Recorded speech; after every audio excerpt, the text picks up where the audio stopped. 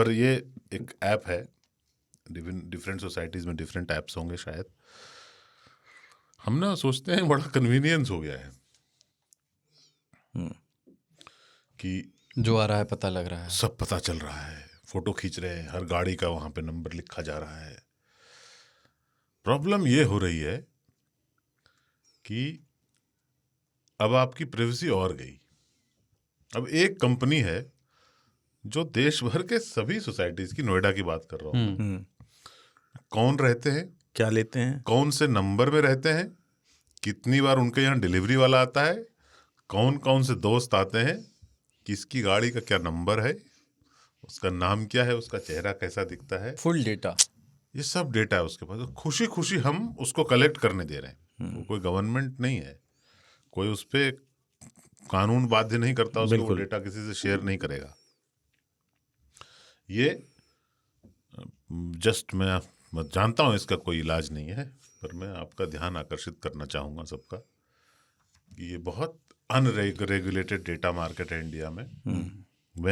जब मुकेश भाई कहते हैं data is the new oil, वो उतना जीबी जो जियो देगा उसकी बात नहीं कर रहे हैं। वो जो डेटा आपको देंगे वो उसकी बात नहीं कर रहे हैं, वो उसकी बात कर रहे हैं जो आप उनको देंगे। क्या देखते हैं आप घर में, कौन सी गाड़ी कितने बजे आती है आपके यहाँ, कौन कौन लोग आपसे मिलने आए, उनका नाम क्या था, खाने वाला कितनी बार आया, सब्जी वाला कितनी बार आया। यस। और जोमेटो, पार्क प्लस, स्विगी, माई गेट, इन सब को अगर मिला दे, अपने डेटा को 50 जगह शेयर कर रहे हैं, इन सबको अगर मिला दें तो भाई साहब, जोमेटो का क्या है, जोमेटो तो आपका जानता है घर, आपका एड्रेस जानता है, आपका टेस्ट जानता है। जोमेटो सिर्फ माईगेट से ये संबंध बना ले कि भाई साहब और कौन कौन आते हैं इनके दोस्त, है ना, रोज कौन आता है, पार्क प्लस वाला दूसरा, ये अगर सब मिला ले तो भाई साहब बहुत मुश्किल है कि आप कोई, खुदा ना करे आपसे कोई क्राइम हो जाए। मैं कहने ही वाला था, बचना मुश्किल है। और वही बात नहीं है, सवाल ये भी है कि हमारे डेटा, चूंकि अब हम एक सोसाइटी में रहते हैं, हम उससे तो अलग नहीं हो सकते ना। यू अल्टीमेटली आप थोड़ा सा प्रोटेस्ट करते हो कि नहीं मैं ये नहीं दूंगा, मैं वो नहीं दूंगा, लेकिन करना पड़ता है फिर एंड में। पर अल्टीमेटली आपको उसी सोसाइटी में रहना है। सोसाइटी ने डिक्लेयर किया है, वो आपका नाम, पता, घर नंबर तो दे ही देगी। अल्टीमेटली इस देश में अभी भी डेटा प्रोटेक्शन के लॉज नहीं है। अभी तो नितिन गडकरी साहब ने बड़े प्राउडली बोला है कई सभा में, आई माइट बी रॉन्ग, अगर मैंने गलत पढ़ा हो तो मुझे आप लोग बता दीजिएगा।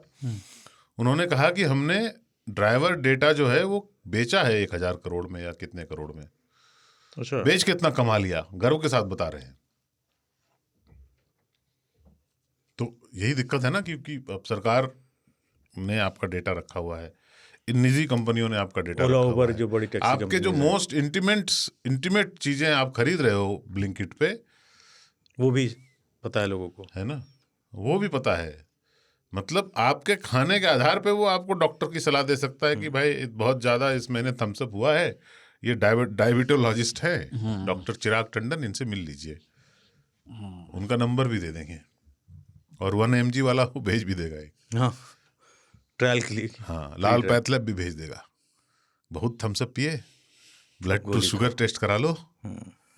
तो ये सब का जो घालमेल है, वहां पे लोग बैठे हुए हैं सिर्फ इसीलिए, इन सब कंपनियों में लोग सिर्फ इसीलिए बैठे हुए हैं कि कैसे आपके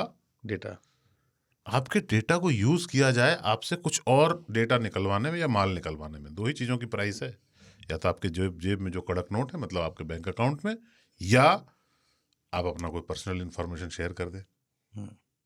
बस ये बहुत खतरनाक है। अमेजॉन जानता है आप क्या खरीदते हो, ब्लिंकिट, मतलब हद है ना।